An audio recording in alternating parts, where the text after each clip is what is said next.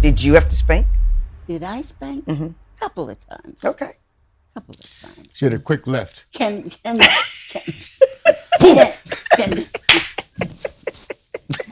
not really. No. Maybe that's why you were so good. Was that why you were so good? Fast, man. That move, man. Welcome to Banking on the Banks. We're so excited to be here. My name is Gloria Mayfield Banks, and this is my husband, Ken Banks. and we are so pleased to be at the Mother's Day episode. There's nothing more exciting than talking about mothers. Ken, tell us about your mom. Well, I want to tell you, this lady here, Sylvia Banks, has been my mother all of my life.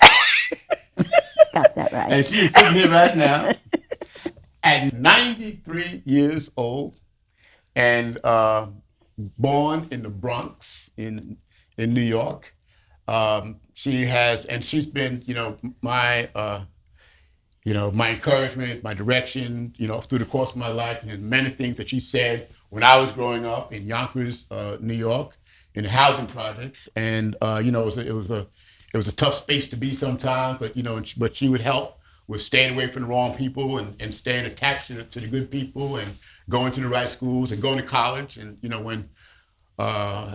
so all of those kind of things were important in my life. Not that I agreed with all of them at the time, but I agree with all of them now. I can see, the direction that she was trying to lead me in, and I think she did a phenomenal job. So, thank you. She's living with us now, here in Ellicott City, Maryland, and went to get her when COVID first came out, and she was living in Yonkers, New York. So, myself and my sister and niece drove up to New York and gave her like 48 hours notice. You got to come, to back, and it wasn't even 48 hours. It was like less than that.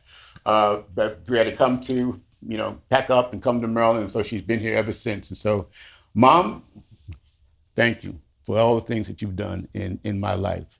Why don't you talk about yourself? Talk about myself? Well, as you've said, that I'm 93 years old yesterday, and I'm very glad that I have survived to this point. Yes. And feeling as well as I do. Mm-hmm. So, and I'm certainly happy that I'm here in Maryland. It's this beautiful place. It really is beautiful here. We're glad. And so I enjoy that. And I get to see my son a little more often, my daughter-in-law, and my daughter and my granddaughter.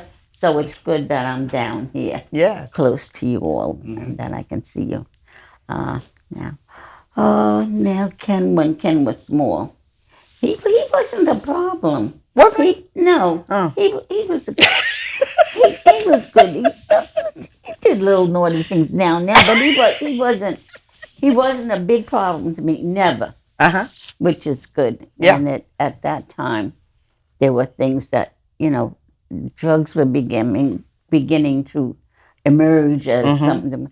So I remember letting him watch a program that was on television and big expose. And my husband and I decided, well, should we let him watch this? And we decided, yes, we were going to let him watch that. And so he did. He watched it. And when it finished, he said, I'm never going to do that to myself. And thank goodness he didn't. That she knows of, anyway. That I know of. No, I never did. Never touched anything. She's right. What else, Mom? What else happened? Well, then, as you said, that I encourage you to go to school. You got to go to school. You got to go to college, because I didn't. And I realized that was one of the things that I missed. And I should have availed myself. My father wanted me to go, and I didn't want to go. Really?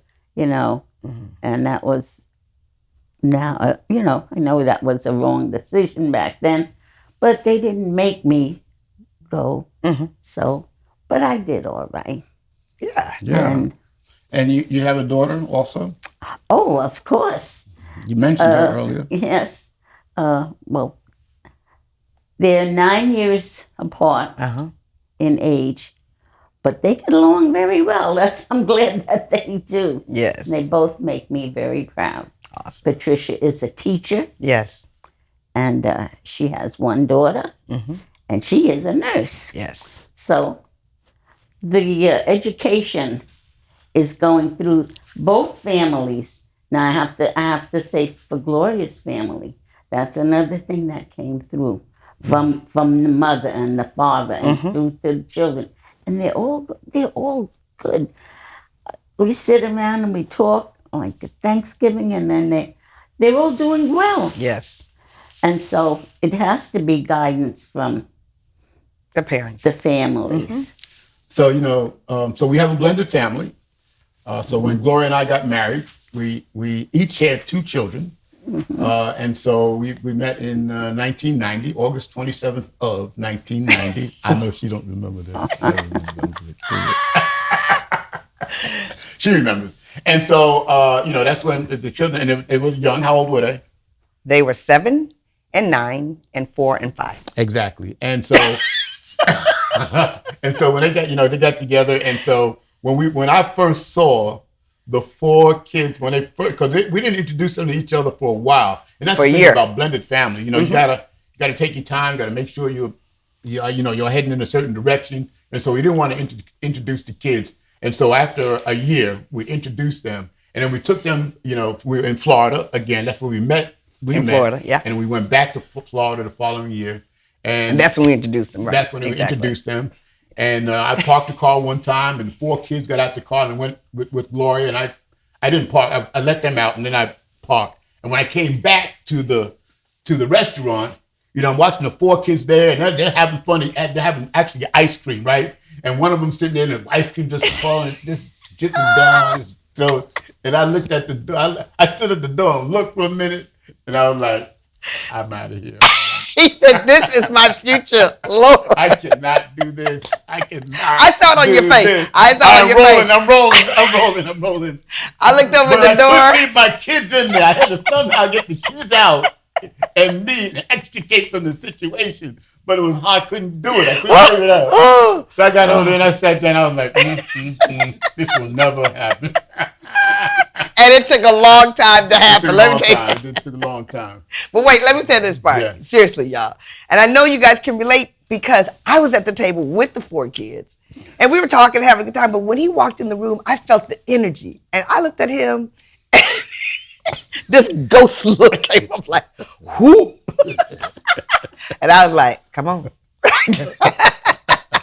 That was funny. But I wanted to bring that up. Yeah. Because, we're celebrating Mother's Day, and I introduced my mother, but I want to obviously talk about the mother of our children, and so you become the mother of the 4 children over that time, and so talk about that. How did you feel about that day? You know what? I think it's been an amazing journey because it was a shared journey. Into the role of stepmother and mother, sharing with their mother and me being in that mix. I think the valuable thing is that we took our time. And it wasn't a replacement kind of thing because their mother is very involved. So that was really good. We have laughter. We are all really close. And I think what was so magical about that was the time that we spent together with them. And they got to know all the in-laws. They had grandmothers over here, in-laws over here, in-laws over there. We traveled with them, which they absolutely loved. I think that brought a lot of joy and a lot of closeness to them. And really, honestly, when you see them now, when they say they're brothers, they're sisters, you don't know how that whole thing came together. We only talk about blended family when it's important for other people to know that they're in a blended family. But I think it's been a great journey. And it started when they were really small, and then all of them were teenagers at the same time. And, we used to laugh. I know. I'll tell you what, that was a rough time. It was a rough time. When they were all teenagers at the same time. But they gave us a break. only one of them would act like an idiot at any particular time. And I did not say the word idiot, okay? I would turn and be like, "Chick, the next one." Then the next chick, what's going on here? What's going on? It was rough, boy. It was so true. We're like, it's her turn. Exactly. It's his turn. Everybody had their turn. And then it was, it's your turn. Then it's my turn. Then it's your turn. It's my turn. Exactly. It was hilarious. And the other thing that was interesting was that we had different parenting styles. Like we had different parenting styles. And so we had to figure out how to make that work because our different parenting style caused a lot of unique stories, a lot of unique laughters, and a lot of unique adventures. And so Gloria has been, phenomenal, I think, in being able to, kind of manage that, being a mother of, her own two children and my two children, and just kind of making that happen. And then so that when they blend, they really did blend. They all call each other brother and sister, and like you mentioned. And when we have, so every year, we have a family reunion / Thanksgiving, and we have it at this house. And so it usually starts, the first person comes in the Sunday before Thanksgiving. I'm just being honest now. And the last person leaves the Monday after Thanksgiving. Monday, Tuesday or Wednesday after Thanksgiving, right? So it's at least 9 days, right? At least 9 days that the people come and then everybody's here. The Wednesday, Thursday, Friday, Saturday, over Thanksgiving. Everybody has dinner, sit-down dinner. We usually seat about 35 people, and they come from all over the country: California, Louisiana, Michigan. Even a couple people coming in from London. Just all over the place. Oh, and then all the extras, because when they're in college, right? Every kid was bringing all their friends. All your friends. Everybody. Don't they have some place to go? They said, yes, right here. Oh, you can come on over. Don't tell us. We sit another plate, sit another plate. Everybody. But, she loves it. And then the little ones love it, and it's just, we got 25 people at the house, sleeping all over the place, and it's just a fabulous time. But you have been able to really be the person who makes you, don't tell her that you're not coming to Thanksgiving / family reunion, because she will get on the phone and she will talk to you, and we do whatever we have to do to get everybody in. And so you've done a fabulous job. Thank you. How have you felt about that? I think it's been one of the biggest gifts that we've given to each other. Where did you get that from, too? Actually, that flows from my father. Okay. My father we used to have, not the Thanksgiving tradition, but we used to have vacation traditions, and we would go to everybody's weddings and everybody's graduations and everybody's everything. Everybody had to come to everything, and you couldn't tell him that you weren't coming. It wasn't a part of the option.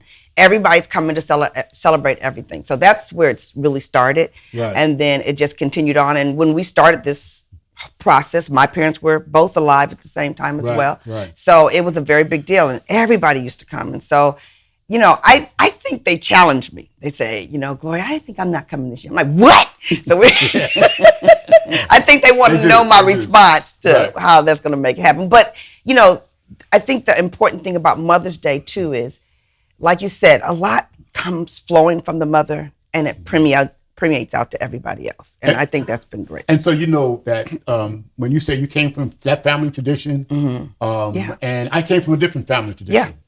So you had the parents and the making the family together. And I didn't come from that necessarily from that family tradition. We did get together on Thanksgiving and Christmas, and that was basically it. My father was an alcoholic, and so so when you talk about family, I was like, you talking about getting together with family. I'm like, I don't know about that. And I would say, and I'll say that I gotta be honest, because when my father was drinking, and we'd have a family, Christmas dinner, he would sometimes ruin it because he'd get drunk.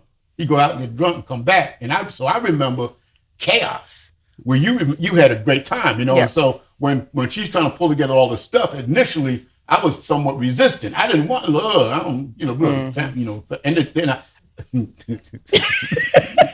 Then I have met some of her relatives just initially,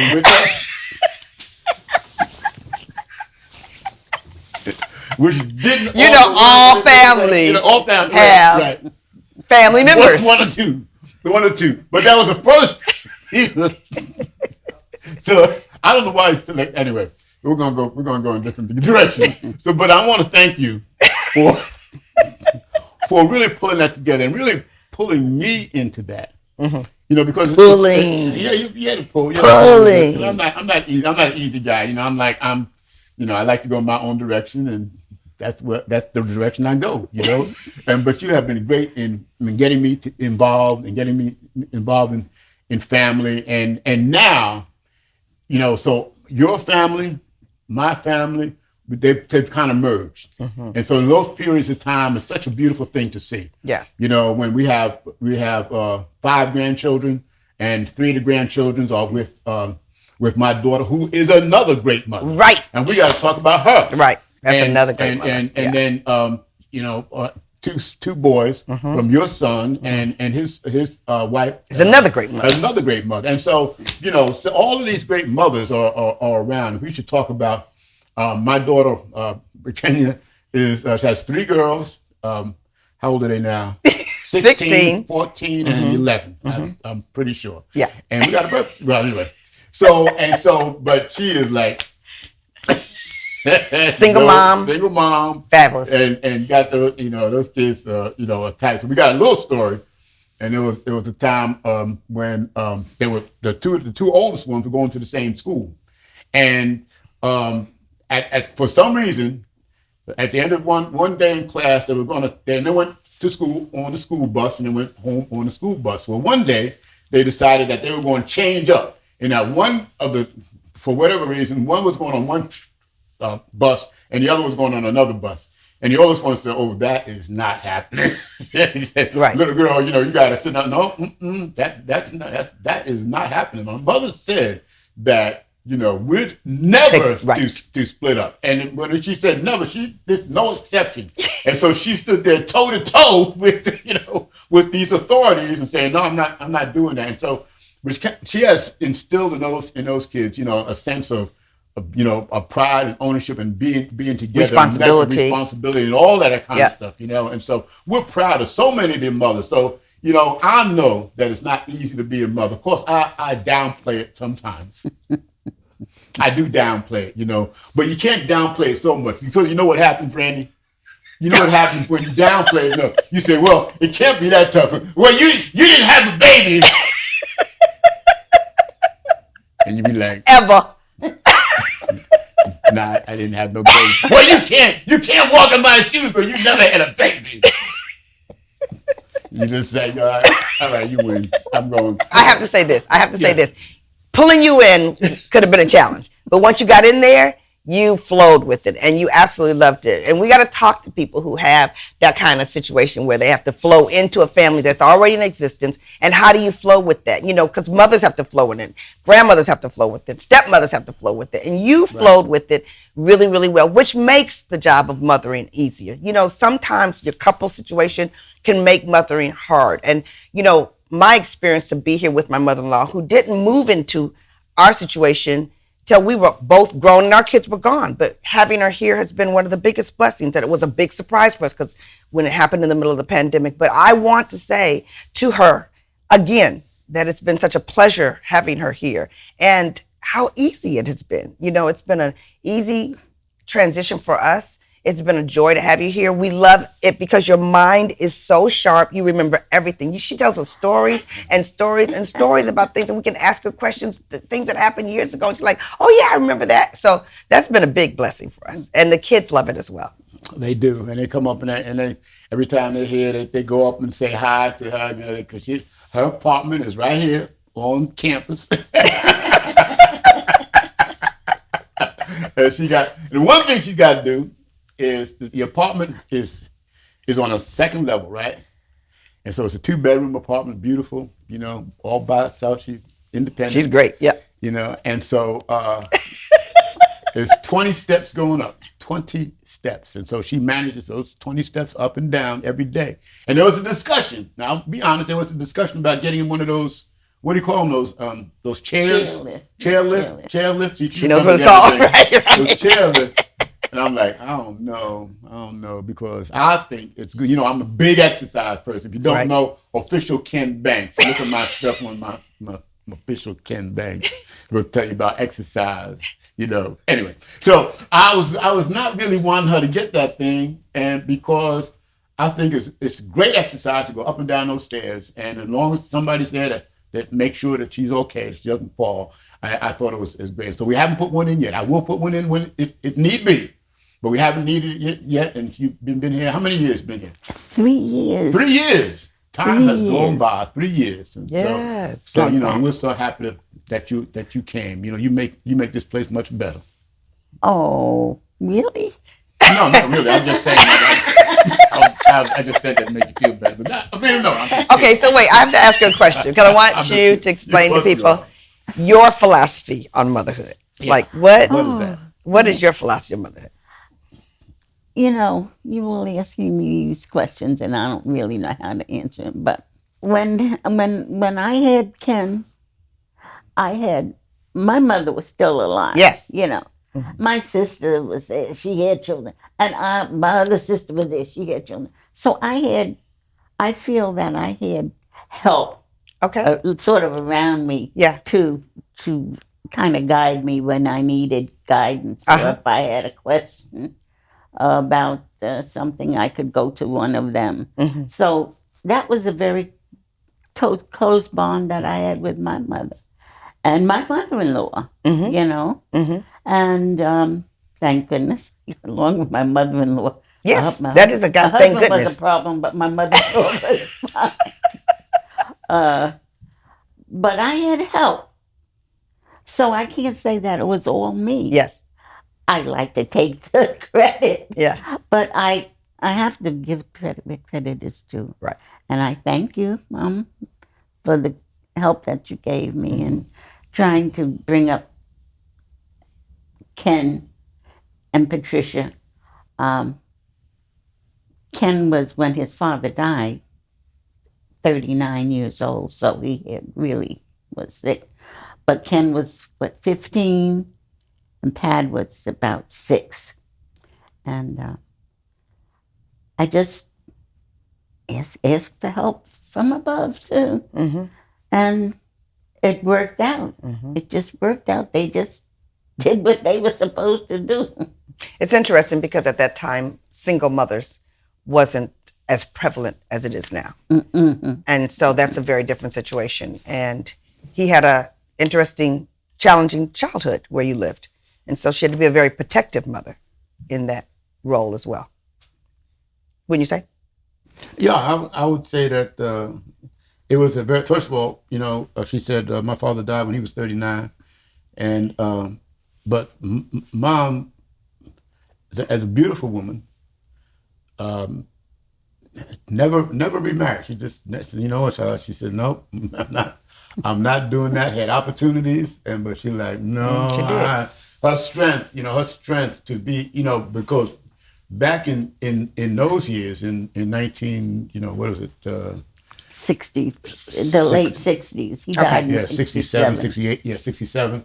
And so, it wasn't common for a woman to be a single woman and to raise 2 children. It was not common. And so, but she, has the strength and fortitude to say that she could do this thing herself. And so, again, that strength and that fortitude you pay attention to and you notice. So I've noticed that, over the course of years. And so, there's that piece of you that is my legacy. Mm-hmm. Well, then again, as I said, I had that help. Mm-hmm. That was still around me. Right. Yes. Let's talk about this guide. because I love what you said when you said your mother-in-law made a big difference. And, some people have great relationships with their mother-in-laws and some people do not. I do. I'm excited about that. What made the relationship with your mother-in-law so special? She was a strong woman in her beliefs, and I just found her. She helped me with cooking. My mother helped me with cooking. That's how I learned to make this or make that. And but for a while, we lived in the apartment with her when I was pregnant with Ken. Okay. And so we got close then. Yeah. Yeah. And it's just, I don't know whether Ken wanted me to tell you this. He had a No, nickname. we'll edit anything out that I don't want. Well, I was going to tell him what your nickname was. Well, no. No. Okay. Well, I want you to know that your grandmother Banks gave you that nickname before you were even born. Before he was born. Sometimes the memory is just too good, you know. What is it? We don't know. I can't remember. And Mom can't remember either. I just know that when he went to college, he said, no more. No more of that nickname? No more. No. I'm Ken. There I'm you Ken. go. My name is Kenneth. Not Kenny. You can call not- me Ken. But that was it. Interesting. So Change it up. got a funny name because I would start to say the other one and then Ken. Yeah. Finally. Yeah. That's so interesting because my son had a nickname on the moment he was born, and I'm the only one who calls him Clutch. His name is Chauncey. Everybody else calls him Chauncey. He went to high school. All of a sudden, my name is Chauncey. I said, your name is Clutch. He said, no, my name is Chauncey. And I was like, so I didn't know you had that same type of situation. I did. Okie dokie. Well, he's still Clutch to me, but everybody else calls him Chauncey. But I understand that. And you know what? When I think about being a good mother-in-law, and when I think about, when you're tiptoeing or when you're conducting yourself in that space of another woman, you have to appreciate the other woman. You have to see what she loves to do, what she doesn't love to do. You got to give her the space to be who she wants to be. It is a balance when you're a mother-in-law. It's a balance to be a good mother-in-law. And I am so excited that I love that space of being a mother-in-law. And I love the fact that my daughter-in-law loves me and says it, so that makes a big difference for me too.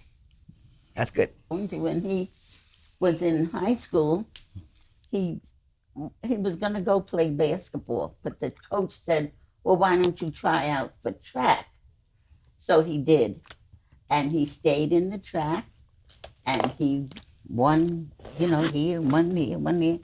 And the next thing I knew, when it was time to go to college, his college said, well, come over here. And let's come over here. And Adelphi University took Ken in 4 years of college. Full scholarship. Full scholarship. Yes. I had to pay for laundry, I think, or something like that. But he had an academic and an athletic scholarship. Yes. Smart man. Yes. So that's the big story. Yeah. And the fact that he was running all the time. And then he kept it up. And then got into all of this, karate. Martial arts. The martial arts, the karate and whatnot. I remember one time Keenan was small, and they wanted me to keep Keenan because he wanted to go to a match someplace. And he went to the match. And when he came back, they were coming up the stairs. I said, well, how did the match go? Ken said, oh, okay, I won. But I broke my arm. You remember that? Yeah, sure do. But you won. Yeah, But he won. Kept fighting. Kept fighting. You got, so in those situations, and then you can't quit. So I really broke my hand, my wrist, and so I punched and kind of twisted it and broke it, and went back to the side, looked at my sensei. He said, "What's wrong?" I said, "I think I broke it." Okay, you fight. And you did. And I did, and I won. So you kept me out of doing what I was doing for work for a while. But I won. You won. It doesn't matter. Doesn't matter. So so those are the kinds of things that don't give up. Just don't give up. You got to be tenacious in life. That's some of the things you taught me, to be tenacious. Okay. One time you went to Japan. Yes. And Ken said, well, he felt that he was older now, and that the other people were younger, and in Japan, they always, he figured, well, I got the chance to go, I'll go. Yeah. Do the best I can. So he said but he didn't really think that he was going to win, So he won one match, and then he went on. He said, "Well, I'll do a little better. No, maybe I won. He won anyway. I don't know how many matches he had yet, but he became the champion. The champion. So that was a great time in my life. So I became world champion of Shotokan karate, and in that particular event, there were 86 competitors, black belts from around the world, and single elimination tournament. I had 6 fights and then fought the final and won that. Came home from Japan. Came home the champ. That was a World big deal. Champ. That was a big deal. Yeah. The fortitude, determination. At the age of 39. Excellence. At the age of 39. Yeah. So, and you didn't break your arm then? I didn't break my arm. I broke somebody else's arm. Tell us what your approach is when it comes to disciplining my children. approach was first to yell, Okay. whatever. Uh-huh. But then, how did I really? I really didn't have a whole lot with Ken. I have to say, he really was a pretty good. Okay, so let me ask you this. That I saw. I have to say that. But do you think that he was a pretty good kid because of your discipline, or because he was a pretty good kid? Your answer, not yours. I was pretty good. Probably because he. Well, I just think it was because of the discipline he saw that was around. Oh, Like I say, mm-hmm. And Were you raised with very disciplinary parents? oh, daddy, Uh-huh. oh, daddy. Oh, that kind of We discipline. didn't play with daddy. Mm-hmm. We all knew that wasn't. Even your somebody face to changed. play Oh, with. daddy. Right. She's still fearful. Everybody's He never hit me, but I thought he would. I would cry if he said that now. You so, and I would. Whoa! You would think he beat me up. Right. But Dad was the disciplinarian if Okay. necessary. I never got a spanking. Never, ever in my life do I even get any kind of spanking. The others got a spanking sometimes. Mm-hmm. But they were all older. The closest in age to me was Gladys, which was 8 years. So I was the baby. Oh, okay. And So did you have to spank? Did you have to spank? Did I spank? Mm-hmm. Couple of times. Okay. Couple of times. She had a quick left. Can not really.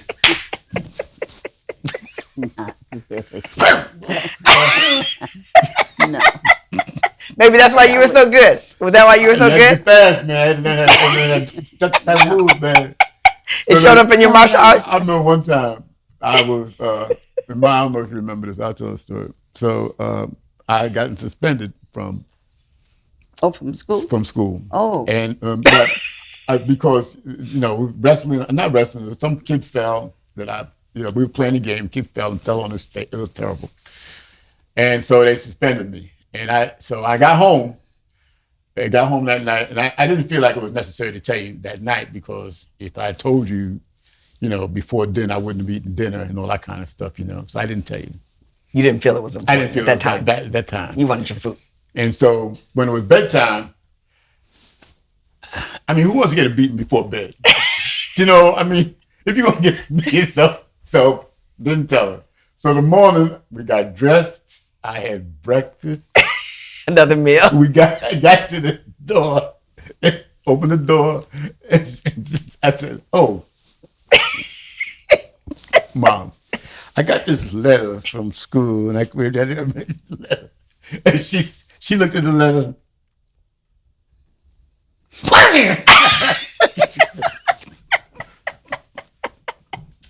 Oh man, she went inside, got dressed in like a minute, came out. We went to school and we had to meet the principal there. But that was, I don't know if you remember that time, but it was funny. I thought it was funny. You remembered it. I remember it was traumatic for me. I remember that the boy when he fell, he fell on his face. Uh-huh. And it scraped, like scraped it. Uh-huh. So it looked. That was really dead. Okay. So, Mom, what do you think you did that helped Ken become the man that he is today? What do you think?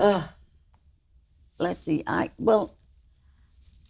did the best that I could when I was raising him, and as long as he went to school, he went to work, he didn't get into any trouble that I know of. If you don't know it, don't count. A little bit here Yeah. and there, but Yeah. they were all any Now and then. any problems that he had were resolved. So it was. But I just said, be a good person. Mhm. Don't do like your dad. Just Was that a part of your conversation with him? that. Well, he was there. Mm-hmm. He knew it. He saw it, and it was a terrible thing, but it's a true thing. Mm-hmm. And so he learned not to do that, Mm-hmm. but to do it this way. Mm-hmm. And as long as he was going that way, he was all right with me. And that's what I say, you did very well. Right. And I encouraged that, Yeah. but The encouragement. there wasn't anything for me to object to. Mm-hmm. Excellent. You know. Excellent. What are you going to say, honey? I was going to say that, it's interesting that you mentioned him because you would say that, and in a certain way, he was one of my teachers. My father was one of my teachers because you one of my greatest teachers because you learn what not to do. When we talk about teachers, sometimes you want to say, well, somebody's going to teach you how to do something. Well, he taught me how not to do things, and so that was very powerful. I think in a very powerful influence on me when I was growing up. Yeah. But she was able to ride the line between, how do you manage that? So it was more difficult for you than it was for me. But you had that whole, had to manage that and manage me and whatever else you had to manage at the time. But it was certainly not easy with that situation. But you managed it well, and I came out of it, and my sister came out of it she's a little off. And I came out of it fine. Woo! Y'all don't even know. Y'all don't know. Oh, man. Don't know. Okay, Ken. Yes. In today's society, In today's society. what do you think about the mother's role? The roles of there's a lot of things coming to my mind, Yeah. and so, and I'm assuming we're talking about younger children and that kind of thing. The roles of the mother are still vitally important, and they're even more so important because there's so much more to worry about now for the mothers to worry about in this society. You can't let your kids watch all the things that they can see on the TV and on the internet and all of that kind of stuff. And so you got to be careful about that. And so the mother has to be the person that's in there, the mother and the father, to guide and direct and to try to manage, and also to talk about some of the things that happen. If you're an African American mother, I know so many African American mothers with young boys are frightened to death. Right. Are That's frightened right. to death because they don't want their boys to go outside of the house. And some of the things that you see is just crazy. And so the mothers have to tell their children things that you would never want to tell a child, but they have to tell them. Right. And so And prepare them. and prepare them. And so mothers have to be the managers. They have to be the manager of the household. They have to be the manager of the children. And hopefully the father's there. But I've seen, and the reason I say that because I've seen so many single mothers now, having to do it by themselves, which is really the toughest job in the world. It really is the toughest job in the world. So in this society, in this place, because we've gotten so far away from living, let's say as the typical Africans live. They live with family, and they live. The family lives in a single Everybody home, takes care or of everybody. very close to one another, and it's a village. Yeah. Raising a child in this society, you are alone, you are isolated, and you can't barely find somebody to take care of your children in terms of And you're working. Most women are working. And working. That's what I'm saying. And so it's so difficult in this society. They've made it so tough. And so mothers have to be incredibly strong, but they're still incredibly viable. And I've seen some do a great job, but it's you have to do above and beyond to really to manage the kids and to direct, not only to but to give them direction. No, you have to want you to give them encouragement and help them to understand that they got to make something of themselves. They can't sit around and do. They got to, it's a tough job for mothers. So, but that is the role, has been the role, and it's even more important now, I think, for mothers in this society. I think that as tough of a society is, and as tough as a job it is the most rewarding job that you'll have. But it is a very hard job, and it is very different. I just sort of always go back to listening to my mother say when I was growing up, I don't know what's going to happen to those kids with the TV. We say the same thing now. I don't know what's going to happen with the kids with the social media. I don't know what's going to happen with the kids. So there's that both dichotomy. But I really do believe that right now in the environment that we're living in, the feeling, the energy in the States right now, it's a very difficult time. It's a very difficult time. And I'm glad you brought those points up, because as I talk to mothers, they're super concerned where, going out to play wasn't a big deal. You would go out to play. Now you don't even want them to go out to play. It becomes a challenging time. Right. So it is hard. I also want to say that because there's more single mothers that are out here, that the fathers that are not necessarily in the house are playing a bigger role if they choose to. And so that role still is very important. That role is still something that we have to sustain. And being a mother, as I was, a single mother, managing that relationship with their father. And then if you fall in love, managing that relationship has a whole nother dynamic as well. So there's a lot of dynamics that are going on while you're working at home, raising kids at different ages, different relationships. It's just a lot of dynamics going on. So when we talk about celebrating the mothers, you hit it dead on the head. Really big deal. Really big deal. Okay, so I just want to say, Happy Mother's Day, Mom. Thank you so much. So much. And Happy Mother's Day to you all. Yes. All the mothers out there. Exactly. And I think I think she said it. Happy Mother's Day to you, and Happy Mother's Day to all of the mothers out there. Yes. And who are taking care of their children and doing what they have to do to be mothers. We salute you today.